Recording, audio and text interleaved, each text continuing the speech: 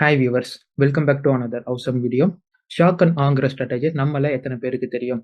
மீண்டும் அமெரிக்க அதிபரா Donald Trump அவர்கள் பதவியேற்றிருக்காரு. கடந்த திங்கட்கிழமை அதற்கான கையெழுத்து போட்டு தன்னுடைய பதவியை தொடங்கினாரு. பதவி தொடங்கின முதல் நாளே பல முக்கிய கையெழுத்துக்களை போட்டு அதோடைய இம்ப்ளிமெண்டேஷனுக்கான ஆர்டரையும் ரிலீஸ் பண்ணாரு. அந்த இம்ப்ளிமெண்டேஷன்ஸ் உலகே அதிர வச்சுது. முக்கியமா எல்ஜிபிடிக்யூ நிராகரிச்சதா இருக்கட்டும், டிக்டாக் பேனை லிஃப்ட் பண்ணதா இருக்கட்டும், ஜேஎஃப்கே ஃபைல்ஸ், ஜான் எஃப் கென்னடியோடைய ஃபைல்ஸை ரிலீஸ் பண்ண சொன்னதா இருக்கட்டும், பர்த் ரேட்டோடைய ரூல்ஸ் அண்ட் ரைட்ஸை மாற்றினதா இருக்கட்டும், இல்லீகல் இமிகிரேஷனை டிபார்ட் பண்ணதா இருக்கட்டும், யூஎஸ் மெக்சிகோ பார்டரை செக்யூர் பண்ணதா இருக்கட்டும்னு அமெரிக்காவே ரொம்ப பரபரப்புக்குள்ளாக்குனாரு முதல் வாரத்திலேயே. இந்த ஒரு வார பீரியட்ல ட்ரம்ப் கையாண்ட ஸ்ட்ராட்டஜி என்ன? கிரீன்லாண்டை வேற நான் அமெரிக்கா கூட சேர்க்க போறேன்னு சொல்லியிருக்கிறாரு. கனடாவை 51st ஸ்டேட் ஆஃப் அமெரிக்காவா மாற்ற போறேன் அப்படின்னு சொல்லியிருக்கிறாரு. உக்ரைன் கான்ஃப்ளிக்ட்டுக்கு ஒரு முடிவு கொண்டு வரேன் அப்படின்னு சொல்லியிருக்கிறாரு. இஸ்ரேல் காசா அந்த போரை ஓரளவுக்கு முடிவுக்கு கொண்டு வந்துட்டாரு. இருந்தாலும் அதை பர்மனெண்ட்டாக சீல் பண்ண போறேன் அப்படின்னு சொல்லியிருக்கிறாரு. பிரிக்ஸுக்கு எதிராக 100% வரி விதிப்பேன் அப்படின்னு சொல்லியிருக்கிறாரு. ஸோ இதையெல்லாம் இவர் எப்படி நிறைவேற்ற போறாரு? மீண்டும் அமெரிக்க பிடியில உலக நாடுகளை எப்படி கொண்டு வர போறாரு? அதற்காக அவர் பயன்படுத்த போகும் யுக்தி என்ன அப்படிங்கிறத இன்னைக்கான காணொலியில பார்க்க போறோம்.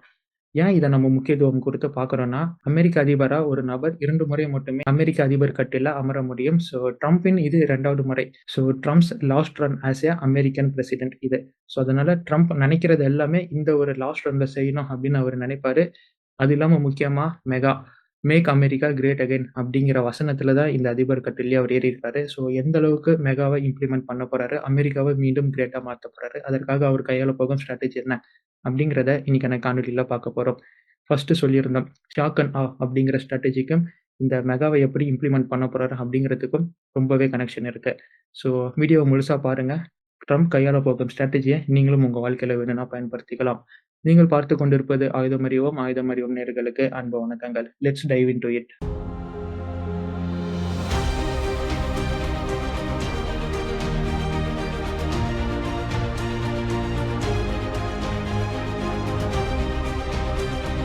ஷாக் அண்ட் ஆ அப்படிங்கிற ஸ்ட்ராட்டஜி 1996 தான் பிரபலமா உலக நாடுகளுக்கு தெரிய வருது. அதை பத்தி டீட்டெயிலாக ஸ்டடி பண்ணவங்க சொல்றது ஒன்று தான். எல்லாராலும் ஷாக் அண்ட் ஆங்கிற ஸ்ட்ராட்டஜியை பயன்படுத்தி வெற்றி காண முடியாது. சக்தி வாய்ந்த நாடுகளால் மட்டுமே ஷாக் அண்ட் ஆங்கிற யுக்தியை பயன்படுத்தி வெற்றி காண முடியும். ஃபர்ஸ்ட் ஷாக் அண்ட் ஆ அப்படிங்கிற ஸ்ட்ராட்டஜி தான் என்ன, அது எப்படி செயல்படுது அப்படின்னு நம்ம தெரிஞ்சுக்கணும். ஒருத்தரையோ இல்லை ஒரு நாட்டையோ எதிர்பாராத நேரத்தில் தாக்கி அது மூலியமா உங்களுக்கு ஏற்படும் பீதி குழப்பத்தில் தான் நினைச்ச காரியத்தை சாதிக்கிறது தான் இந்த ஷாக் அண்ட் ஆ அப்படிங்கிற ஸ்ட்ராட்டஜி. இந்த ஸ்ட்ராட்டஜியில் தாக்குதல் அப்படிங்கிற வார்த்தையை பயன்படுத்தியிருப்பேன். அதோடைய விளக்கம் போர்முனை தாக்குதல் அப்படிங்கிறது மட்டுமல்ல, ஒருத்தரை பயமுறுத்துறதுக்கு இல்லை ஒரு நாட்டை பயமுறுத்துறதுக்கு தேவையான ஆக்டிவிட்டிஸ், நடவடிக்கைகள் எல்லாமே இந்த தாக்குதலுக்குள்ள அடங்கும். லைக் சைக்காலஜிக்கல் அட்டாக், மிரட்டல்கள் அப்படின்னு இதெல்லாம் பொருள் வரும். இந்த ஸ்ட்ராட்டஜி டொனால்ட் ட்ரம்ப் போன்ற சக்தி வாய்ந்த ஆட்களுக்கும் அமெரிக்கா போன்ற பலம் புரிஞ்ச நாட்டுக்கும் கண்டிப்பாக வெற்றி தேடி தரும். வரலாற்றில் ஷாக் அண்ட் ஆங்கிற ஸ்ட்ராட்டஜியை பயன்படுத்தி வெற்றி கண்டவர்களின் லிஸ்ட், வெற்றி பெற்ற நாடுகளின் லிஸ்ட்டை பார்க்கலாமே. நாசி போரில் ஜெர்மனி இந்த யுக்தியை பயன்படுத்தி பல நாடுகளை வெற்றி கொண்டாங்க. பிளிட்ஸ் கிரீக் அப்படிங்கிற பிரபல போர் யுக்தி ஒன்று இருக்குது. அதை பயன்படுத்தி எதிரியை மிரள வச்சு சைக்காலஜிக்கலாக ஜெர்மன்ஸை நம்மளால ஜெயிக்கவே முடியாதடா அப்படின்னு ஹிட்லர் தோண வச்சாரு. பாதி வெற்றி அவருக்கு இதிலே கிடைச்சது. அந்த ஜெர்மனியும் அவங்களுடைய நாசி படைகளை பெருமளவுக்கு இந்த உலகில் பரப்புனாங்க. 2003 ஈராக் மேலே படையெடுத்த அமெரிக்கா, ஈராக் துளியும் எதிர்பாராத நேரத்தில் ஈராக்கின் மூலோபய தளங்களை தாக்கி ஈராக்கை அதிர்ச்சிக்குள்ளாக்குனாங்க. அதிலிருந்து மீள்வதற்கு முன்னாடியே ஈராக்கை முழுமையாக தன்னோட கட்டுப்பாட்டுக்குள்ள அமெரிக்கா கொண்டு வந்தாங்க. A perfect example for shock and awe ஸ்ட்ராட்டஜிக்கு அமெரிக்கா நடத்திய ஈராக் தாக்குதலை நம்ம சொல்லலாம். 2014 ரஷ்யா நடத்திய கிரீமியா தாக்குதலையும் a perfect example for shock and awe அப்படின்னே சொல்லலாம். உக்ரைன் எல்லையில் அதிக அளவு படையை திரட்டிய ரஷ்யா ஆப்போசிட்ல கிரீமியா தீவை தன்னோட கட்டுப்பாட்டுக்குள்ள கொண்டு வந்தாங்க. இதில் உக்ரைன் மேலே போர் தொடுக்க போகிறோன்னு ரஷ்யா உக்ரைனை குழப்பி விட்டது தான் மேட்டரே. ரொம்ப லேட்டஸ்ட்டாக ஹெஸ்புல்லா மேலே இஸ்ரேல் நடத்திய தாக்குதலும் இந்த ஷாக் அண்ட் ஆ ஸ்ட்ராட்டஜிக்குள்ளே தான் வரக்கூடியது.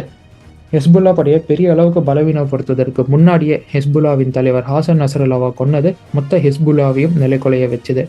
நிலைக்குலைஞ்ச ஹெஸ்புல்லா அடுத்து என்ன பண்ணணும் அப்படின்னு தெரியறதுக்கு முன்னாடியே, சுதாரிச்சுக்கிறதுக்கு முன்னாடியே இஸ்ரேலின் பாதி வெற்றி அங்கே பதிவு செய்யப்பட்டது. இது மாதிரி பலம் வாய்ந்த நாடுகள் பயன்படுத்தி வெற்றி கண்ட ரெக்கார்டட் ஸ்ட்ராட்டஜி தான் ஷாக் அண்ட் ஆ. இப்போ ட்ரம்ப்பும் இதுதான் பயன்படுத்தி தன்னோட கட்டுப்பாட்டுகளை உலக நாடுகளை கொண்டு வர துடிக்கிறாரு. கிரீன்லாண்டை கைப்பற்றுவான பகிரங்க எச்சரிக்கை கொடுத்து டென்மார்க்கை அதிர்ச்சிக்குள்ளாக்குனாரு. அதன் விளைவு பல நேட்டோ நாடுகளும் டென்மார்க்குக்கு ஆதரவு வழங்கினாங்க. ஏன் டென்மார்க்கே கிரீன்லாண்டை அமெரிக்கா கிட்ட இருந்து காப்பாற்றுறதுக்காக மிகப்பெரிய மிலிட்ரி ட்ரில் எக்ஸசைஸை கண்டக்ட் பண்ணாங்க. அமெரிக்க அதிபரை ட்ரம்ப் பொறுப்பேற்ற அதே நாளில். அமெரிக்காவின் வழிக்கு கனடா வரலனா Canada will be 51st state of அமெரிக்கான்னு மிரட்டிய ட்ரம்ப் ஜஸ்டின் ட்ரூடோவை பீதிக்கு உள்ளாக்குனாரு. ஸோ இந்த பயத்தினால நேரடியாக ட்ரம்ப்பை சந்திக்க ஒரு பிரைவேட் ஜெட் மூலியமா ட்ரூடோ கிளம்பி அமெரிக்காவுக்கு போனாரு. ட்ரம்ப் காலில் ஐயா சாமி அப்படின்னு சரணடைஞ்சாரு. இருந்தாலும் அதற்கு பின்னாடி ஏற்பட்ட கனடா அரசியல் குழப்பங்கள் நமக்கு தெரிஞ்ச விஷயம் தான். அதை பற்றி டீட்டெயிலாக பேசிங்க, நான் டைம் வேஸ்ட் பண்ண விரும்பல. அடுத்தது இஸ்ரேல் காசா. உங்களுக்கே தெரியும், இப்போ சீஸ்ஃபயர் வந்துருச்சு. ஆனால் ட்ரம்ப் பதவி ஏற்பதற்கு முன்னாடியே மிகப்பெரிய பகிரங்க எச்சரிக்கையாக வச்சுருந்தாரு. நான் வரத்துக்குள்ள உங்கள் 2 பேருக்குள்ள பேசி இந்த போரை நிறுத்திக்கலைன்னா மிகப்பெரிய தாக்குதல் அமெரிக்காவால் மத்திய கிழக்கு நாடுகளை நடத்தப்படும் அப்படிங்கிற மிகப்பெரிய எச்சரிக்கையை அமெரிக்க அதிபர் ஆகிறதுக்கு முன்னாடியே ட்ரம்ப் அவர்கள் இஷ்யூ பண்ணியிருந்தாரு. அவ்வளோதான். இது மாதிரி மிரட்டல் வந்த சில மணி நேரங்களே ஹமாஸ், நான் சீஸ்ஃபயருக்கு ஒத்துக்கிறேன், நான் ஹாஸ்டேஜை ரிலீஸ் பண்ண ஒத்துக்கிறேன், ஆனால் எனக்கு சில கண்டிஷன் இருக்குன்னு ட்ரம்ப் வழிக்கு வந்தார். இருந்தாலும் அடம் பிடிச்ச நெத்தன்யாகு அவருக்கும் ஒரு கடிவாளம் போட்டார். நெத்தன்யாகு மற்றும் இஸ்ரேலுக்கு எங்கே அடித்தா வலிக்குமோ அங்கே அடிப்பேன் அப்படின்னு நெத்தன்யாகுவை மறைமுகமாக மிரட்டி அவரையும் அடிப்பணிய வச்சார் ட்ரம்ப் அவர்கள். இதன் மூலமாக ஏற்பட்டது தான் சீஸ்ஃபயர். ஸோ இப்போ நீங்கள் சொல்லலாம், சீஸ்ஃபயர் ரிவோக் ஆயிருச்சு, மீண்டும் தாக்குதல் நடத்த போகிறாங்க அப்படின்னு செய்தி வருதுப்பா, இதில் என்ன வெற்றி அப்படின்னு கேட்டிங்கன்னா, அங்கே ஹாஸ்டேஜ் ரிலீஸ் ஆனாங்களா ஆகலையா அப்படிங்கிற விஷயம் உங்களுக்கே தெரியும். சில நாட்கள் அங்கே அமைதி நிலவுனதா இல்லையா அப்படிங்கிற விஷயமும் உங்களுக்கே தெரியும். 40க்கும் மேற்பட்ட ட்ரக்ஸ் எந்த ஒரு ஸ்கேனிங், எந்த ஒரு ப்ராசஸும் இல்லாமல் டைரெக்டாக காசாக்குள்ளே போனதா இல்லையா அப்படிங்கிறது உங்களுக்கே தெரியும். இது மூலியமாக இந்த ஷாக்கன் ஆங்கிறது வெற்றி பெற்றதா இல்லையா அப்படிங்கிறதும் உங்களுக்கே தெரியும்.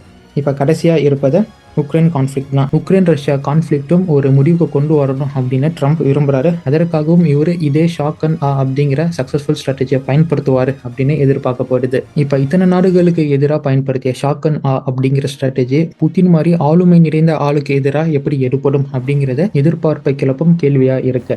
ஏற்கனவே உக்ரைனுக்கான எய்டை கட் பண்ண போறேன்னு ட்ரம்ப் அறிவிச்சிட்டாரு. அமெரிக்காவின் உதவி இல்லாமல் உங்களுக்கே தெரியும், ஆப்வியஸ்லி உக்ரைனால ரஷ்யாவை எதிர்த்து ரொம்ப நாள் போரிட முடியாது. த வார் வில் பி எண்ட் சூன். அந்த பக்கம் ஏற்கனவே ஒரு ஃபியூஸை பிடுங்கிட்டாரு ட்ரம்ப். இந்த பக்கம் ரஷ்யா கிட்ட இருந்து ஃபியூஸ் பிடுங்கிறதுக்கான முயற்சியிலும் இறங்கியிருக்கிறாரு. என்னோட பீஸ் டாக் மற்றும் என்னோட நெகோசியேஷன் டீலுக்கு ரஷ்யா ஆகிய நீங்க ஒத்து வரலன்னா கண்ணாப்பினான்னு ஏற்றுமதி இறக்குமதி வரியை நான் விதிப்பேன், பொருளாதார தடையை போடுவேன் அப்படின்னு ரஷ்யாவிற்கு நேரடியான ஒரு மிரட்டலை ட்ரம்ப் கொடுத்துருக்காரு. பட் இதை நேரடியான கடுமையான வார்த்தைகளில் கூறல, ரொம்ப பாலிஷாக கூறியிருக்கிறாரு. ஏற்கனவே ரஷ்யா மேலே அமெரிக்கா பல பொருளாதார தடை போட்டாங்க. இப்போ ட்ரம்ப் வந்து என்ன புதுசாக பொருளாதார தடை போட போறாரு, அது எப்படி இவங்களை அஃபெக்ட் பண்ண போனோம், இங்கே தான் கொஞ்சம் ட்ரம்ப் ஸ்ட்ராட்டஜிக்காக மூவ் பண்ணியிருக்கிறாரு. என்னன்னா, ட்ரம்ப் நான் போட போறேன் அப்படின்னு சொன்ன டேரிஃபா இருக்கட்டும், இல்ல பொருளாதார தடையா இருக்கட்டும், இல்ல டாக்ஸ் ஹைக்கா இருக்கட்டும், இது எல்லாமே அமெரிக்கா ரஷ்யாவுக்கு போட போறது இல்லை. அமெரிக்காவிலிருந்து ரஷ்யாவுக்கு போற பொருளா இருந்தாலும் சரி, அதற்கும் இந்த டேரிஃப் அப்படிங்கிறது இன்க்ளூட் ஆகும். ரஷ்யாவிலிருந்து அமெரிக்காவுக்கு இறக்குமதி ஆகக்கூடிய பொருளா இருந்தாலும் சரி, அதற்கும் இந்த டேரிஃப் இன்க்ளூட் ஆகும். இது மட்டும் இல்லாம அமெரிக்கா, ரஷ்யா இந்த 2 நாடுகளுக்கு மட்டும் இந்த டேரிஃப் எடுக்கப்படாது. ஸோ அமெரிக்காவுக்கு கீழே இருக்கிற எல்லா நாடுகளும் ட்ரம்ப் சொல்லக்கூடிய டேரிஃப் மற்றும் எக்கனாமிக் சாங்ஷன்ஸ் மற்றும் டேக்ஸ் இது எல்லாமே இந்த ஒரு நாடுகளும் பின்பற்ற வேண்டிய சூழ்நிலைக்கு தள்ளப்படும். So not only America dependent கண்ட்ரிஸும் இந்த அமெரிக்காவின் சாங்ஷன் டேரிஃபை கேட்டு ரஷ்யாவிற்கு எதிரான தடைகளை போட்டே ஆகணும். ஸோ இது ரஷ்யாவின் எக்கனாமியை மிகப்பெரிய அன்ஸ்டேபிள் கண்டிஷனுக்கு தள்ளும். புட்டின் கொடுத்த சமீபத்திய பேட்டியில இருந்து புட்டின் ட்ரம்ப்பை எதிர்க்கும் எல்லா வகையிலையும் தயாராகியிருக்காரு அப்படின்னு தெரிய வருது. So, I don't think he will make decisions that would harm the American economy. He's a very smart man, he's a very pragmatic. I don't think that he will make any decisions that would not benefit the United States. Because Putin அவர்கள் சொல்றாரு, Trump எடுக்கும் ஒவ்வொரு முடிவிலையும் அமெரிக்காவின் லாபம் மற்றும் அவருடைய தனிப்பட்ட லாபம் அடங்கியிருக்கு அப்படின்னு அவர் அங்கே சொல்லியிருக்கிறாரு. ஸோ எவ்வளோ க்ளீனாக ட்ரம்ப்பை புரிஞ்சு வச்சிருக்கிறாரு, ட்ரம்ப்பை ஸ்டடி பண்ணி வச்சிருக்கிறாரு புட்டின் அப்படிங்கிறது ரியலி சர்ப்ரைசிங் ஒன்னாக இருக்கு. பட் என் மனசில் என்ன ஒரு சின்ன சந்தேகம் இருக்குன்னா, ட்ரம்ப்புக்கு எதிராக புட்டின் கொஞ்சம் ரெசிஸ்டன்ஸ் காமிச்சாலுமே, இல்லை ட்ரம்ப்போடைய முடிவுக்கு புட்டின் வராமல் கொஞ்சம் காலம் தள்ளினாலுமே புட்டின் ட்ரம்ப்புக்கு இணங்கி போவார் அப்படிங்கிறது தான் என்னுடைய எண்ணமாக இருக்குது. புட்டினால் இந்த போரை இழுத்துக்கிட்டு போகவே முடியாது. புட்டினும் ஒரு நல்ல வழியில் இந்த போரை முடிக்கணும், தனக்கு சாதகமாக தனக்கு பேர் தரக்கூடிய இடத்துல இந்த போரை முடிக்கணும் தான் அவரும் விரும்புவார். ஸோ அதனால ஒரு பாயிண்ட்டுக்கு மேலே புட்டினும் ஓகே அப்படின்னு இந்த ஒரு சான்ஸை பயன்படுத்தி இந்த போரை நிறுத்திப்பார் அப்படின்னு தான் என் மனசில் ஒரு எண்ணமாக இருக்குது. இது என்னுடைய கருத்து. பட் இப்படி நடக்கும் அப்படின்னு நான் சொல்ல வரல. ட்ரம்ப்போடைய இந்த ஷாக்கன் அப்படிங்கிற முயற்சி புட்டினை தன்னோட வழிக்கு கொண்டு வர முடியுமா அப்படின்னு கேட்டால் தெரியாது. We want to see. காலம் தான் பதில் சொல்ல வேண்டும். நெக்ஸ்ட் பிரிக்ஸ் நாடுகளுக்கான மிரட்டல் தான். பிரிக்ஸ் நாடுகள் டாலருக்கு குழி தோண்டுவேன் அப்படின்னு நினைச்சீங்கன்னா உங்க நாட்டுக்கு நான் குழி தோண்டிடுவேன் அப்படின்னு ட்ரம்ப் அவர்கள் சொன்னது பலராலும் ரொம்ப பேசப்பட்டது. இந்தியா என்ன சொன்னாங்கன்னா, ஃபர்ஸ்ட் நாடு அவங்க தான் சொன்னாங்க, நாங்க டாலருக்கு குழி பறிக்கல, எங்களுடைய கரன்சியை உயர்த்துவதற்கான முயற்சியில தான் நாங்க இறங்கியிருக்கிறோம் அப்படின்னு ஒரு கிளியர் ஸ்டேட்மெண்ட்டை சொல்லியிருந்தாங்க. 10 லட்சத்துக்கும் மேற்பட்ட இல்லீகல் இமிகிரன்ஸை மீண்டும் நாங்க இந்தியாவுக்கு திரும்பி பெறுறோம் அப்படின்னு சொன்னாங்க. இது மூலியமா இந்தியா தேவையில்லாம அமெரிக்கா கூட ஒரு ட்ரேட் வாருக்கு போக விரும்பல அப்படிங்கிறது இங்கிருந்து கிளியர் கட்டா நமக்கு தெரியுது. ஸோ ஷாக்கந்த் யுக்தி இப்போவே ட்ரம்ப்புக்கு பாதி வெற்றியை தேடி கொடுத்துருக்கு அப்படிங்கிறது தான் இதோடைய கன்க்ளூஷனாக இருக்கு. ட்ரம்பின் லாஸ்ட் பிரசிடென்சியல் ரன்ல தான் நினைச்ச காரியத்தை சாதிக்கிறதுக்காகவும் மீண்டும் அமெரிக்கா த கிரேட் அப்படின்னு கொண்டு வரதுக்காகவும் இந்த ஷாக்கந்த் ஏங்குற யுக்தியை பயன்படுத்தி பல நாடுகளை காவு வாங்க போறாரு. ஸோ இந்த யுக்தியை உடைக்கணும்னா ஒரே வழி தான் இருக்கு, பல நாடுகளும் சேர்ந்து அமெரிக்காவுக்கு எதிராக நிற்கணும். ஏற்கனவே சொன்ன மாதிரி தான், சக்தி வாய்ந்த நாடுகள் மட்டும்தான் இதை எதிர்த்து நிற்க முடியும். அந்த வகையில் ரஷ்யா மற்றும் சைனா இதை ஈஸியாக ரெசிஸ்ட் பண்ணுவாங்க. பட் மற்ற நாடுகள் ஒன்று கூட்டினால் மட்டுமே இந்த ஷாக்கந்த் ஸ்ட்ராட்டஜியிலிருந்து அவங்களால விடுபட முடியும். ஸோ இன்னைக்கான காணொலியில் நம்ம ட்ரம்ப் கையாளும் ஷாக்கந்த் அப்படிங்கிற ஸ்ட்ராட்டஜி எப்படியாப்பட்டது, அது எப்படி ட்ரம்ப்புக்கு வெற்றியை தேடி கொடுக்குது, ஸோ இனிமேலும் இதை வச்சு அவர் எப்படி தன்னோட காரியத்தை சாதிக்க போறாரு அப்படிங்கிறத நம்ம தெரிஞ்சிருப்போம். இந்த காணொலி உங்களுக்கும் யூஸ்ஃபுல்லாக இருக்கும். மீண்டும் அடுத்த ஒரு காணொலியில் சந்திக்கிறேன். அதுவரை இணைந்திருங்கள். ஆயுதம் அறிவோமில் and stay tuned for next video. நன்றி, வணக்கம்.